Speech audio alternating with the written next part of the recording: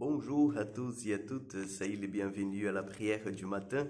C'est avec une grande joie que nous commençons notre journée. Nous supplions l'amour et la miséricorde de Dieu dans nos vies. Au nom du Père, du Fils et du Saint-Esprit. Amen. Je vous salue Marie, pleine de grâce, le Seigneur est avec vous. Vous êtes bénie entre toutes les femmes, et Jésus, le fruit de vos entrailles, est béni. Sainte Marie, Mère de Dieu, priez pour nous pauvres pécheurs, maintenant et à l'heure de notre mort. Amen. Notre-Dame de la Sagesse, priez pour nous. Aujourd'hui, nous allons prendre le livre de Bon Sirah le Sage, chapitre 44, verset 1, et puis le verset 9 au 13. Faisons l'éloge de ces hommes glorieux qui sont nos ancêtres. Il y en a d'autres dont le souvenir s'est perdu. Ils sont morts et c'est comme s'ils n'avaient jamais existé. C'est comme s'ils n'étaient jamais nés, et de même leurs enfants après eux. Il n'en est pas ainsi des hommes de miséricorde. Leurs œuvres de justice n'ont pas été oubliées. Avec leur postérité se maintiendra le bel héritage que sont leurs descendants. Leur postérité a persévéré dans les lois de l'Alliance. Leurs enfants y sont restés fidèles grâce à eux. Leur descendance subsistera toujours. Jamais leur gloire ne sera effacée. Acclamons la parole de Dieu.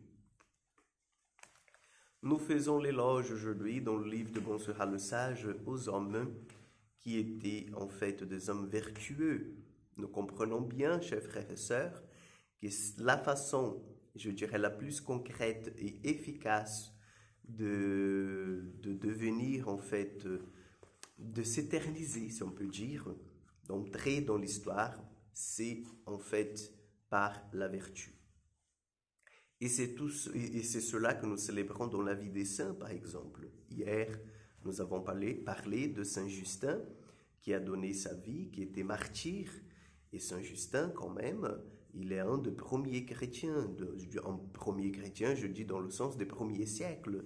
Donc, vous voyez, à traverser toute l'histoire, et sa mémoire n'était pas effacée. Lorsque nous parlons, par exemple, de Pierre, de Paul, n'est-ce pas? Ce sont de contemporains du Christ lorsqu'il est venu, qu'il s'est incarné, et sa mémoire subsiste jusqu'aujourd'hui.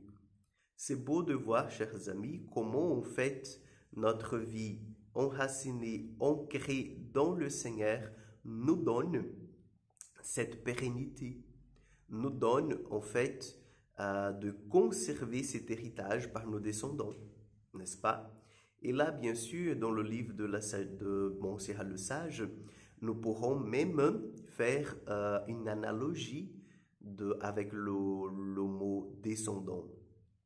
Ça ne sera pas forcément en fait les enfants, mais c'est vraiment les personnes qui sont venues après, qui étaient des disciples aussi, ou qui étaient des chrétiens en fait, qui ont eu un contact avec ces personnes-là. Alors bien sûr, je suis allé chercher loin, mais je suis sûr que chacun de nous, nous avons en fait un exemple de quelqu'un qui dans nos âmes, dans nos esprits, est immortel.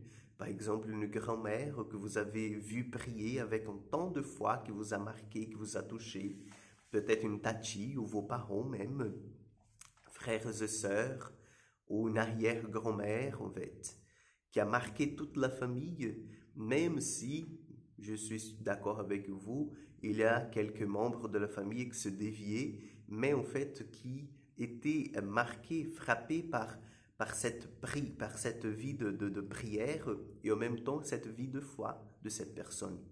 Et qui est transmise, chers frères et sœurs, de génération en génération. Vous voyez? Donc, lorsque nous faisons l'éloge de ces hommes et femmes, nous disons en même temps, en fait, qu'ils étaient des hommes et des femmes imprégnés par le sacré, imprégnés par la vie éternelle. Et ceux qui sont imprégnés par la vie éternelle ne sont jamais oubliés, mais ils sont toujours, en fait, mis comme exemple pour que nous puissions les suivre. Donc, demandons au Seigneur aujourd'hui que nous aussi, nous puissions trouver dans notre vie ce chemin de vie éternelle, ce chemin, en fait, qui va nous amener vers les pâturages éternel, ce chemin qui va nous rendre davantage présents dans la vie de Dieu. Amen. Le Seigneur soit avec vous. Que Dieu Tout-Puissant vous bénisse et vous garde, le Père, le Fils et le Saint-Esprit.